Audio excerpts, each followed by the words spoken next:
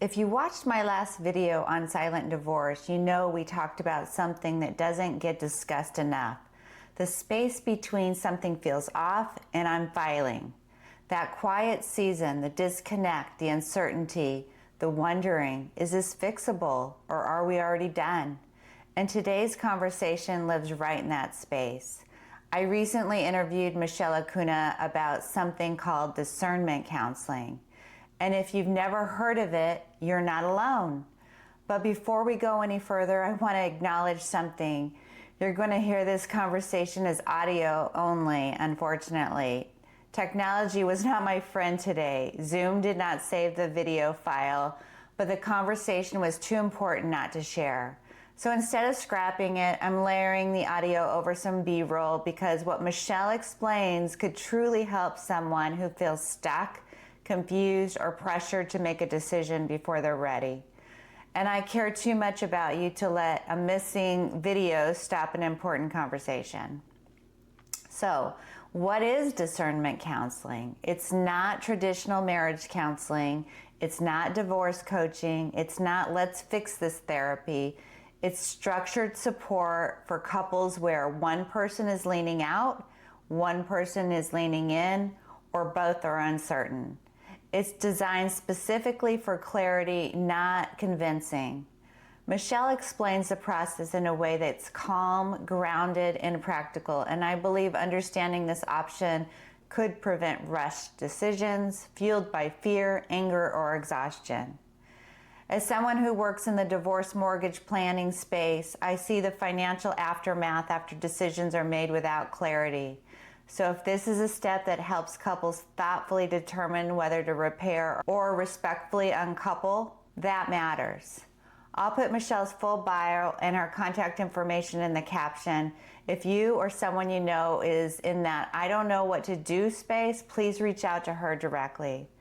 Let's listen to this powerful conversation. Michelle, thank you so much for joining me today. I'm so thrilled that you're here with me, and I find that this topic that we're getting ready to talk about is so misunderstood. And I had a video recently that I recorded called Silent Divorce. And in that video, there were so many comments about people, and I'm going to use this word, that are feeling really stuck. They don't know like how to proceed in their marriage and get through. Maybe it's just a period of time, but maybe it's been years that people are feeling this way. So I find that what you do and how you can help people is life-changing for people. So I wanted to talk about really the term discernment counseling and what exactly does that mean and how that can help people. So the first question I have is, what is it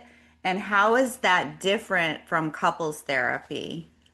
Sure. Thank you, Tammy, first of all, for having me and really for opening up a space for people to hear about this in more detail.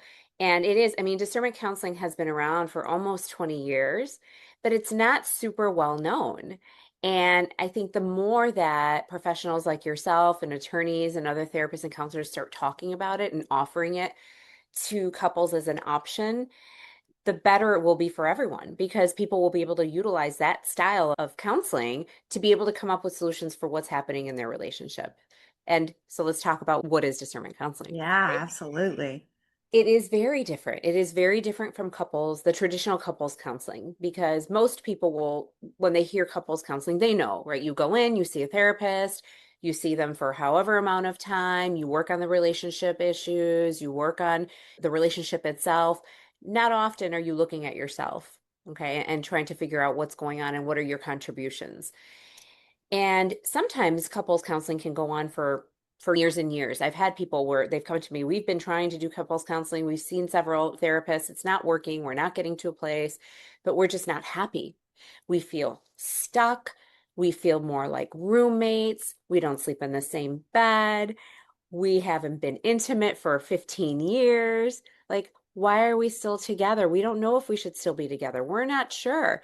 So here's where discernment counseling comes in, where couples are so ambivalent, they're so unsure, and they're so unhappy. They know that what is occurring right now in their relationship isn't what they had hoped for, but they don't know what to do otherwise. So they're stuck in this purgatory of where do we go with our relationship?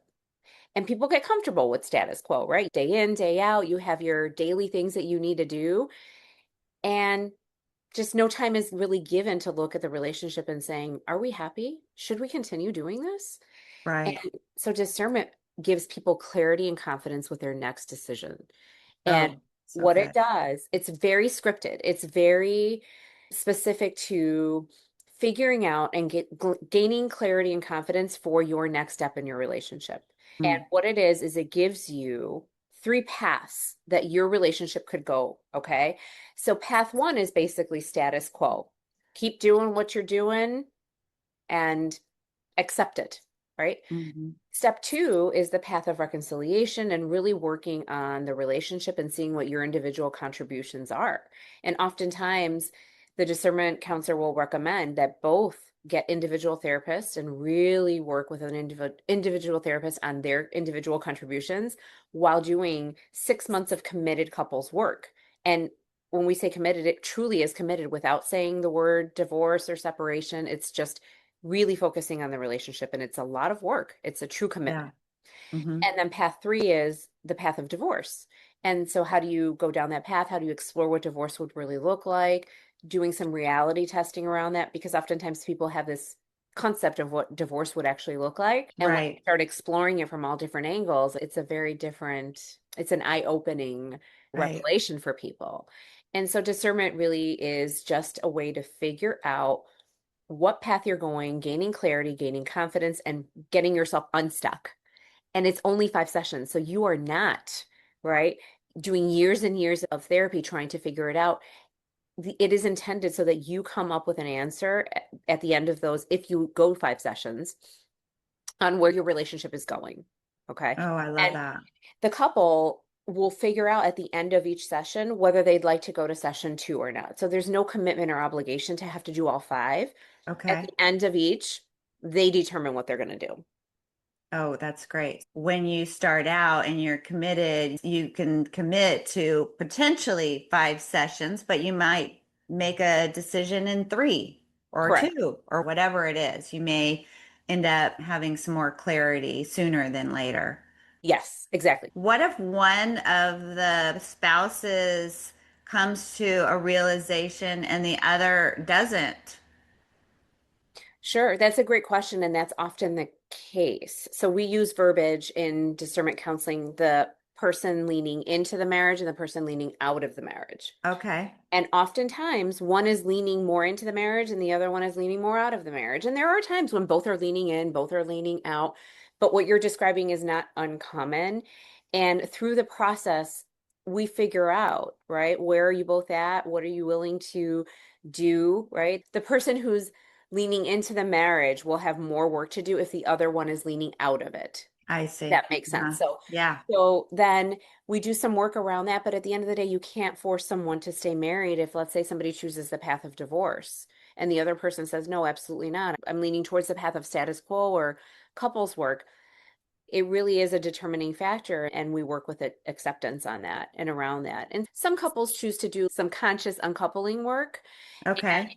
So that will help kind of heal, right, and move towards more the acceptance phase of moving towards the divorce phase. Hmm. But it is difficult and it does happen, but it gives you clarity, right, and confidence of knowing, okay, this is where we're at, and really talking about it very blatantly. I feel that so many people that go through the process of divorce haven't done any of this work, and that is what a lot of times causes so much conflict during the divorce process. Do you feel that is something that you've seen that people that go through this type of process before identifying whether or not they want to have the divorce makes for a smoother divorce if that's the path that they choose? Yes, absolutely. Because so many times people, when they get divorced, I hear people say, I should have done this, or I ought to have done that, or I wish I would have done this. And they didn't have the clarity. And they leave with this feeling of gosh, was this the right decision? And the ambivalence we see happen all the time when people are going through a divorce. Mm-hmm. And this is why I feel like I'm seeing more and more attorneys when they even sense that a client is ambivalent or has a little bit of doubt or is unsure. I'm seeing it more where they're saying, have you considered discernment counseling? Yeah. Because if you go through that, the purpose is to gain clarity and confidence in your next steps. And if both have that clarity and confidence, it's a lot easier to go through a divorce knowing that, you know what, we are making the right decision for our family and for ourselves. Yes, Mhm. it does help that. And especially for those who want to remain amicable, it really sets the stage for that. Yeah, people that are going through the process of divorce don't really understand the process of divorce, and there's a lot of fear around that of what's going to happen to them post divorce.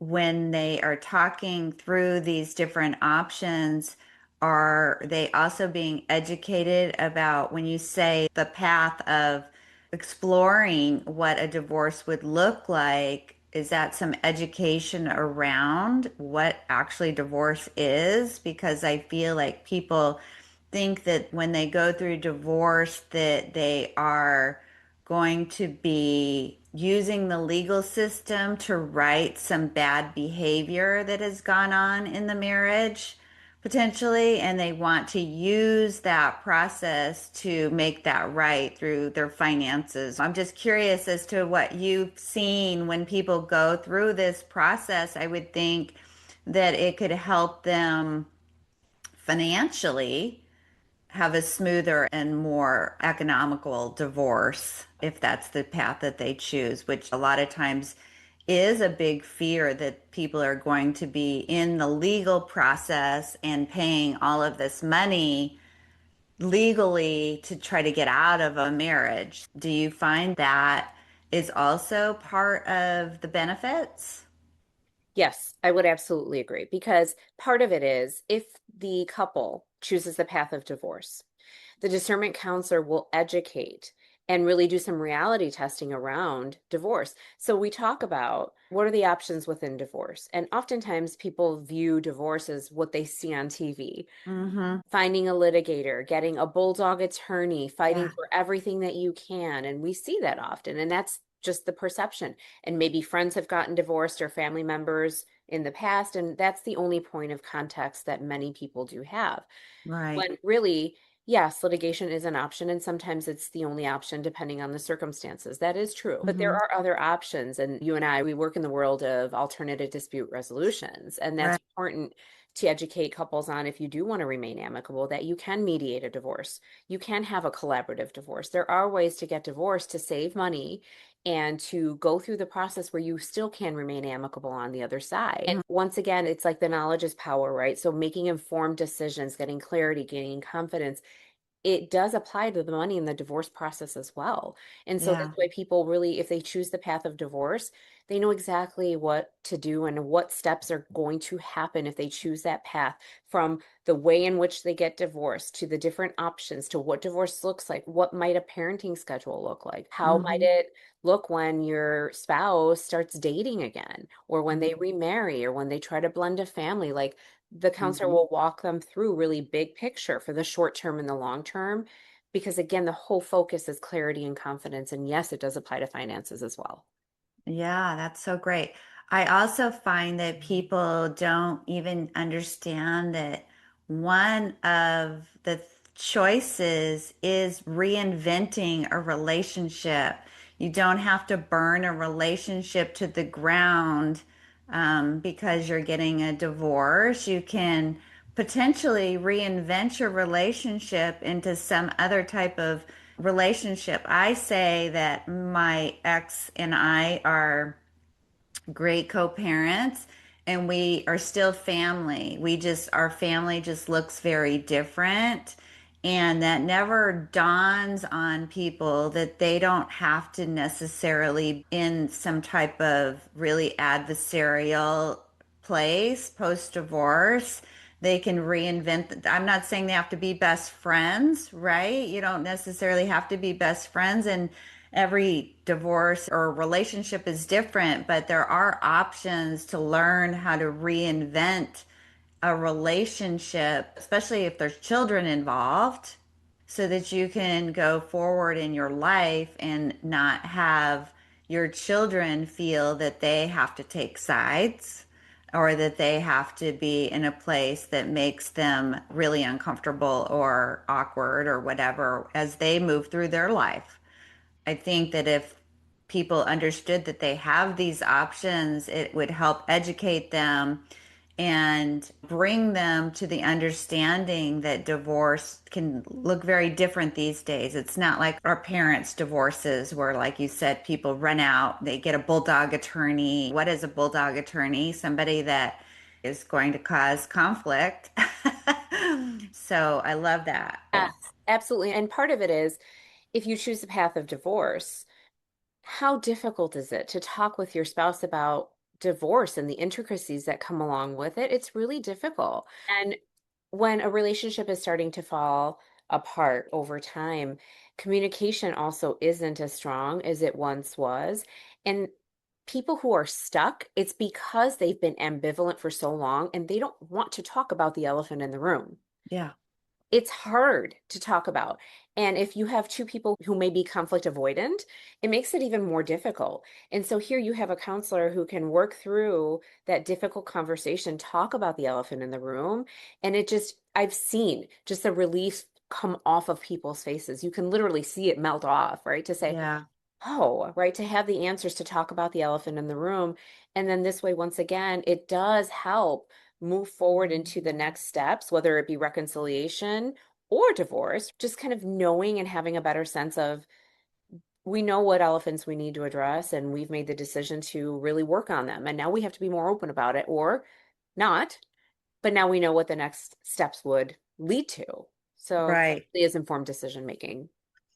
Another question that I have is it okay if one spouse is already thinking about divorce when they start this process?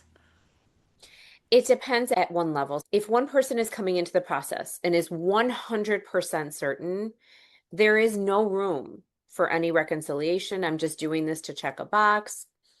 It's not as encouraged. It's when both spouses are feeling a little bit ambivalent and unsure, and they want to explore that together, even if it's 99%, that works. But if somebody's saying, absolutely not, there's no way, I'm just doing this to appease, it's a little bit Yeah. of a different conversation. Okay. In this type of situation, if this is being brought up, many people feel kind of rushed to make a decision. How does discernment counseling really slow that down and in a healthy way? How does feeling rushed that they have to decide immediately which path they're going to go down? Yes, that's a great question. And really, each session is about 90 minutes to 2 hours, depending on the therapist. You'll see different therapists do it in different ways. Everyone has their style, they add their touch to it. And the reason it's so structured is because it's set up so that through the process, the pacing of it is very strategic so that both spouses are gaining clarity and confidence along the way so that it doesn't feel rushed, but they're also getting answers each session. When somebody hears 5 sessions, that's so fast, I don't know if I can make a decision. What I've found is that really and truly between session 3 and 5, because they've reached this point, people are making decisions. I haven't, and maybe other therapists feel differently. I haven't gained the sense that people are actually feeling rushed, perhaps to hear it initially. Oh my gosh, really? We're going to know what's going to happen here in 5 sessions? I think that's more the precipitory anxiety of just hearing 5 sessions. But once Right. they enter the process, I do see that couples find, okay, because it's so structured and geared towards getting clarity and confidence, people do feel like, okay, I am feeling like I know what to do here now.